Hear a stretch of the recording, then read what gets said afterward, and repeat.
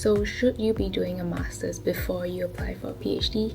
The short answer is yes, but there are multiple factors that you should be considering before you take this leap of faith. Starting my morning with breakfast, I have an orange and I have this bun that I got from a Japanese bakery at Brookline. I am going to the office today. I have a meeting with my advisor and then I'm probably just going to do some work before class in the afternoon. So I'll take you guys along with me.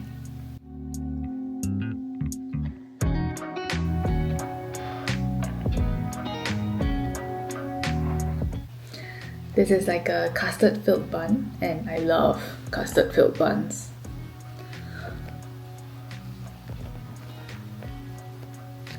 I've always wanted to do one of these, like tear apart bread vlog things. This is what it looks like on the inside. And it just has like a nice sugary, buttery coating on top.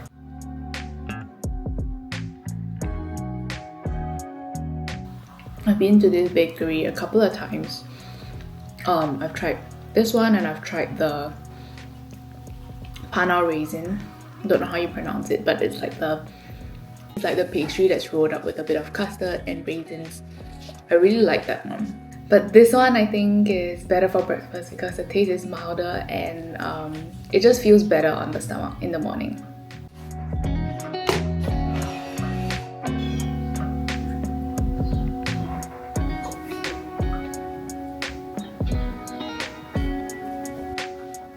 Stay home, okay?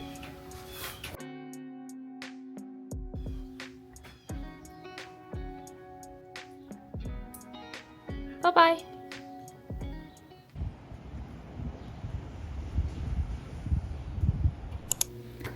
My meeting just ended and I'm in a different location today to change up the scenery a little bit. So today I wanted to talk about whether you should be doing a master's before you apply for a PhD program and whether that actually increases your chances of getting into a PhD program. But before I get into this, I should also make clear that this is based off my own experience. I did a bachelor's and a master's degree in social sciences and I specialized in psychology. I'm currently doing a PhD in applied human development, but I draw on my background in psychology and all my research is still based on psychology. So this may not apply to you if you're planning to do a PhD in a different field or if you're not planning to stay in academia after a PhD. So should you be doing a master's before you apply for a PhD? The short answer is yes, but there are multiple factors that you should be considering before you take this leap of faith. Doing a master's gives you time to think about your specific research interests and helps you hone in on that specific area that you want to do in your PhD. When you graduate with a bachelor's degree in psychology, that bachelor's degree is intentionally broad, meaning that you may not be equipped with the necessary skills to be admitted into a PhD program. And that's the whole point of a bachelor's degree, because it serves as an introduction to the interdisciplinary field of psychology, which encompasses a wide range of theories and topics for a good purpose, because it gives you the opportunity to then decide on what you want to do. But that also means that a bachelor's degree doesn't give you enough depth of knowledge for you to then expand on in a PhD program. Doing a master's is important because it gives you extra time.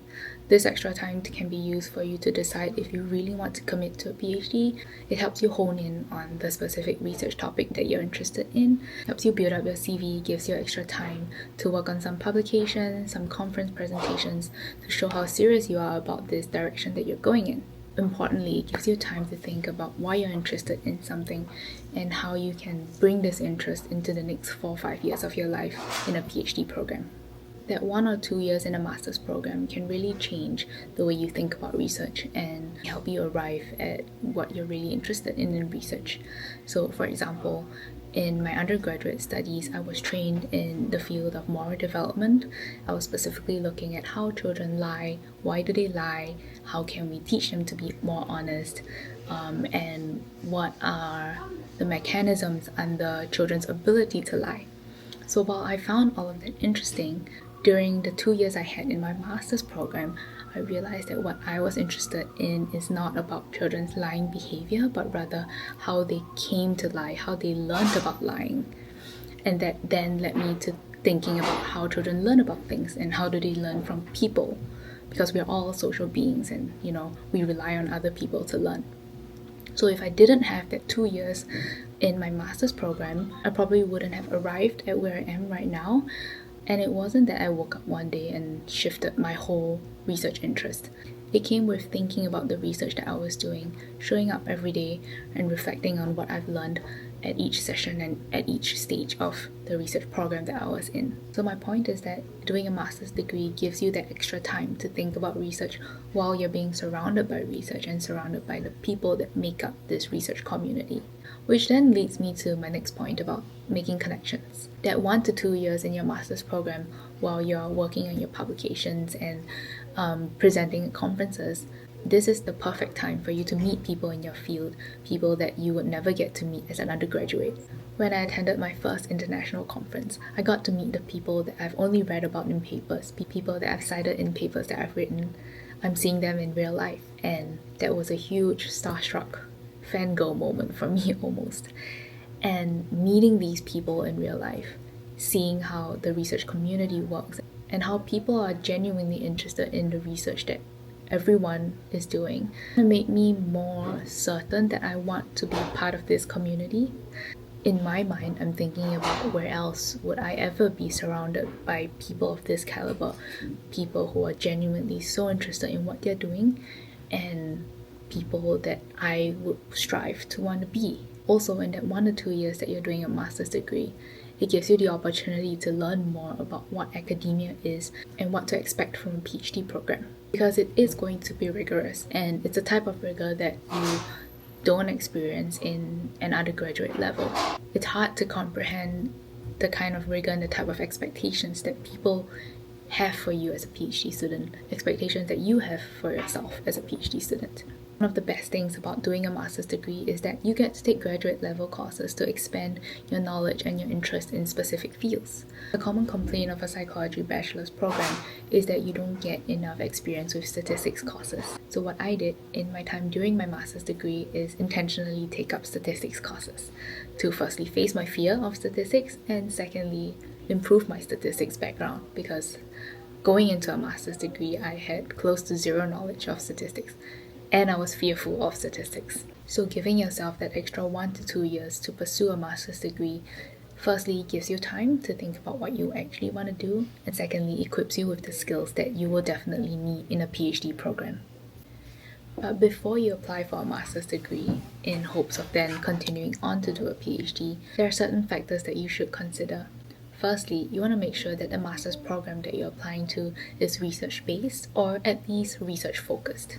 Because if it's a course-based master's, then there's not much of a difference with just graduating with a bachelor's degree. A research-focused master's gives you the resources to do research, which then grants you the experience and equips you with the necessary research skills. And you may not need a master's degree if you already have research experience. So if you're working on publications, if you've already done some presentations at conferences, or if you can find a research assistant position that gives you experience with analyzing data, coming up with a hypothesis, writing up manuscripts, then you don't need a master's degree. The whole point of doing a master's degree is, besides the fact that it equips you with the necessary skills, which you can get as a research assistant, it also gives you luxury of time to decide on whether you want to do a PhD and what do you want to do a PhD in. All I have is this.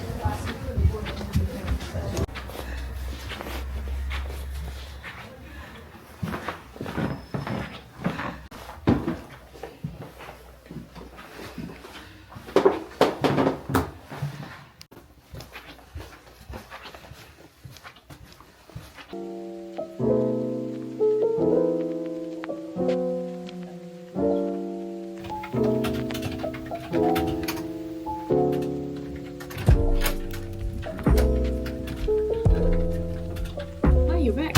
Yeah, I opened there and that. Just too much.